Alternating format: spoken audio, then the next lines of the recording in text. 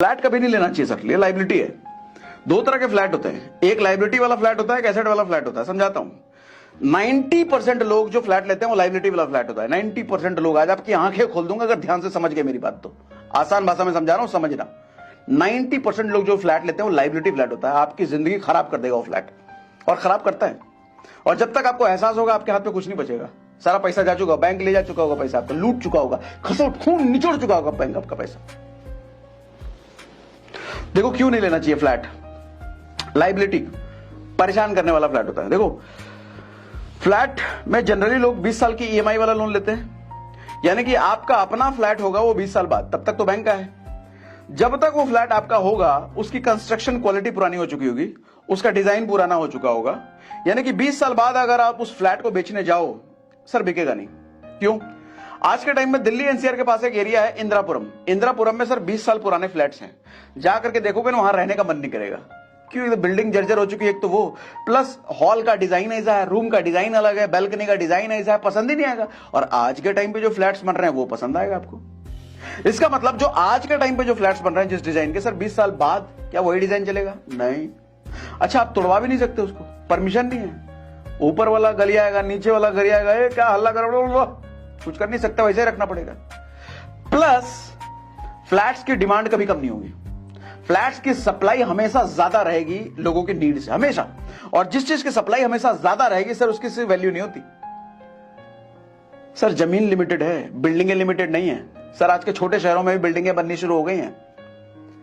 लोग खरीदने वाले हमेशा ही कम रहेंगे, फ्लैट्स ज्यादा बनते रहेंगे, बिल्डर बनाता रहेगा।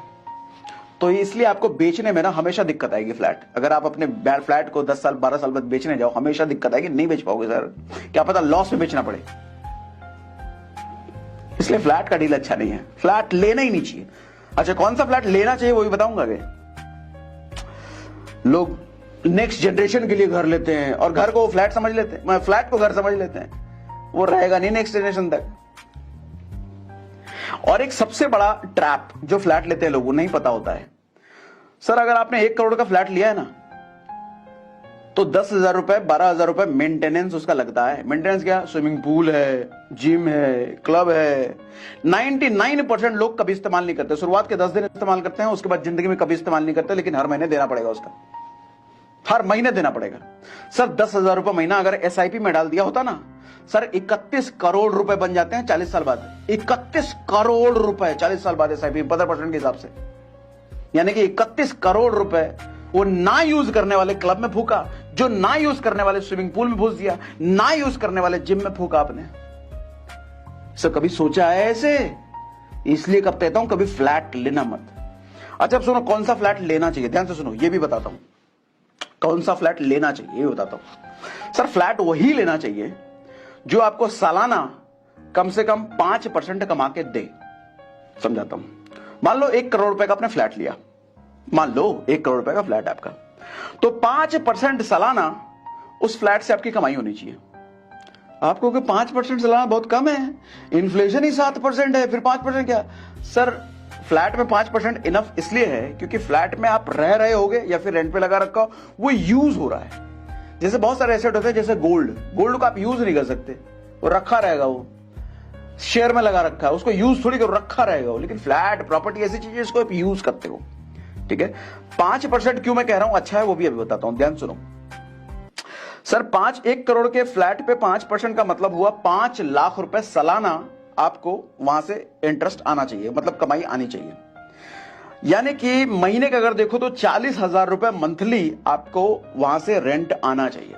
1 करोड़ के फ्लैट का अगर 40,000 रुपए मंथली रेंट आ रहा है, यानी कि वो अच्छी डील है, अच्छा फ्लैट है, वो अच्छी इन्वेस्टमेंट, ऐसा लेना चाहिए। 20 साल में आपकी प्रॉपर्टी हो जाएगी बिल्कुल फ्री।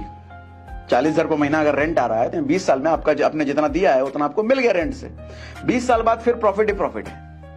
अब उस 40,000 रुपए रेंट वाले प्रॉपर्टी में आप खुद भी अगर रहते हो, कहीं और रहोगे तो आपको 40,000 रुपए पे करने की अगर हैसियत है, पे करना चाहते हो, उससे अच्छा अपने फ्लैट में रहते हो तो 40,000 की बचत है ना। तो बात एक ही हुआ, या तो रेंट ले लो या फिर रेंट कहीं देने से बचा लो, फायदे की डील है वो। ऐसा फ्लैट लेना चाहिए, ऐसा फ्लैट एसेट है जो आपको 20 साल में फ्री कर देगा।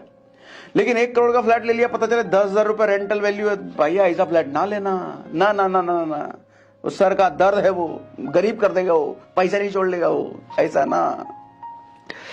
ठीक है, असली एसेट जो प्रॉपर्टी में होती है ना सर, जमीन होता है। जमीन एक ऐसी चीज है जो कि बढ़ेगी नहीं दुनिया में। भगवान ने जितना जमीन बना के दे दिया है उतना ही रहने वाला है। रत्ती भर भी जमीन आदमी बढ़ा नहीं सकता, चाहे अरबों खरबों रुपए डाल दो, रत्ती भर भी जमीन बढ़ाया नहीं जा सकता, भगवान ने दे रखा है। तो जमीन की वैल्यू हमेशा बढ़ती रहेगी। पॉपुलेशन बढ़ रहा है ना, सप्लाई हर दिन घट रही है, एवरी डे जमीन की सप्लाई घट रही है, एवरी डे पॉपुलेशन बढ़ रहा है, एवरी डे जमीन घट रहा है, एवरी डे पॉपुलेशन बढ़ रहा है। जब सप्लाई चीज की हर रोज घट रही है, इसका मतलब सर जंगल में भी जमीन है ना, उसकी भी वैल्यू बढ़ेगी, उसकी भी वैल्यू बढ़ेगी। या फिर अपना घर खरीदो विद जमीन, जमीन के साथ साथ अपना घर। 20 साल बाद कंस्ट्रक्शन पूरा ना हुआ, तोड़वा करके नया बना दो। कोई चिल्लाने भी नहीं आएगा, क्या ठोक टाक करा रहे हो, क्यों तोड़वा रहे हो? अरे अपना घर है, तुम्हारे बाप का घर है, हम तोड़वाएंगे, कुछ भी करें, भाग से भगा दो उसको। फ्लैट भी नहीं कर सकते, ऊपर वाला चिल्लाएगा, नीचे वाला चिल्लाएगा।